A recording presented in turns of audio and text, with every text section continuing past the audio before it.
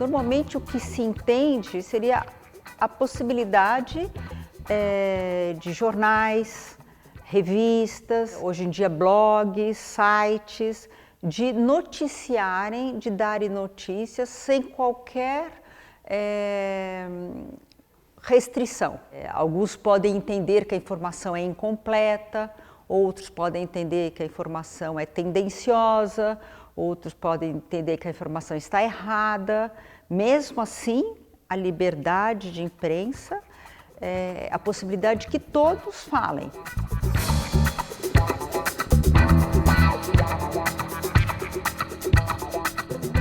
Atualmente, com a Constituição de 1988, os constituintes fizeram questão de marcar na Constituição Federal a vedação, ou seja, a proibição da censura, de qualquer tipo de censura. Um desses dispositivos que proíbe a existência da censura é no artigo 5º, o inciso 14 do artigo 5º da Constituição Federal, que estipula que é assegurado a todos o acesso à informação.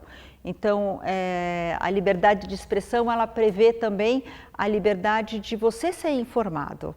E outro dispositivo que trata muito da liberdade de imprensa é o artigo 220 da Constituição Federal, que dispõe que a manifestação do pensamento, a criação, a expressão e a informação, sob qualquer forma, processo ou veículo, não sofrerão qualquer restrição.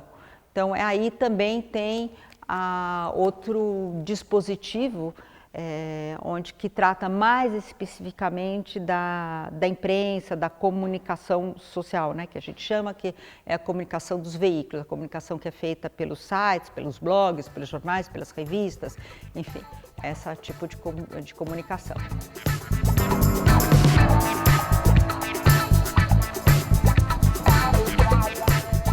Hoje em dia não existe mais um órgão censor no Brasil.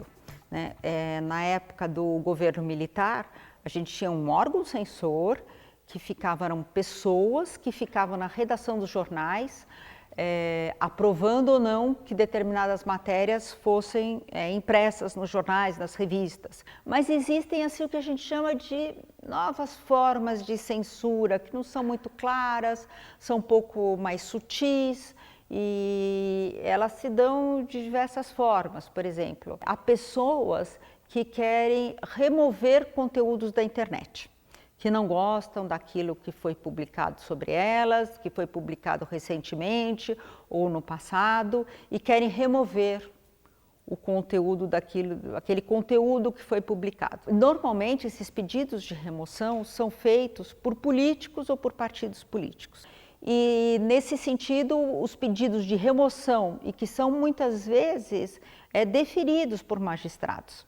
Então, esses pedidos de remoção constituem um tipo de censura.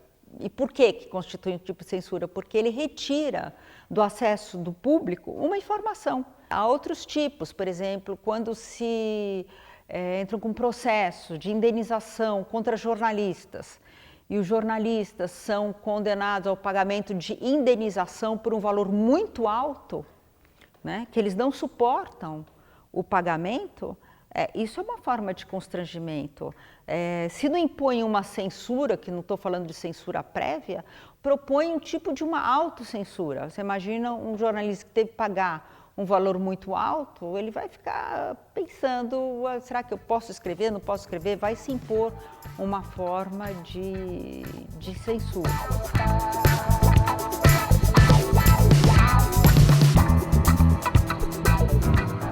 A liberdade de expressão, ela não comporta limites. Quem diz não sou eu, é a Constituição Federal que diz, foram os constituintes que decidiram assim, a liberdade não comporta, a liberdade de expressão não comporta limites. Agora, toda vez que se fala em liberdade, parece que o brasileiro tem medo da liberdade de expressão.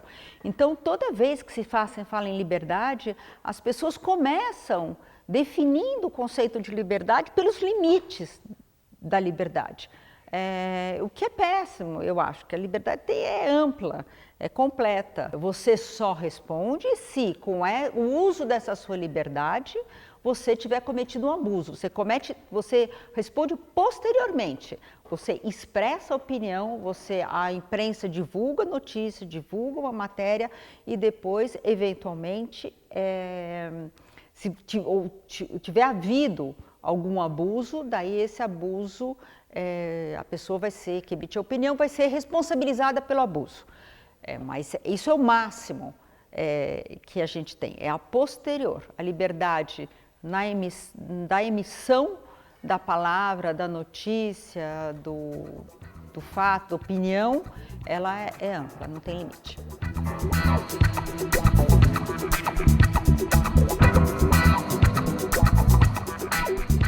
Então, a liberdade de expressão e liberdade de imprensa, ela é a âncora do Estado democrático. Ela é o que faz o Estado democrático ser democrático, porque com essa liberdade as pessoas têm informação, e as pessoas tendo informação, as pessoas podem decidir o seu rumo, podem discutir o seu rumo, podem ser a favor ou contra, podem opinar, o poder ele fica mais transparente com a liberdade de imprensa. Notícias são veiculadas sobre o poder, sobre o exercício do poder pelos governantes, pelos políticos, pelo Congresso, pelo Judiciário, pelo Executivo.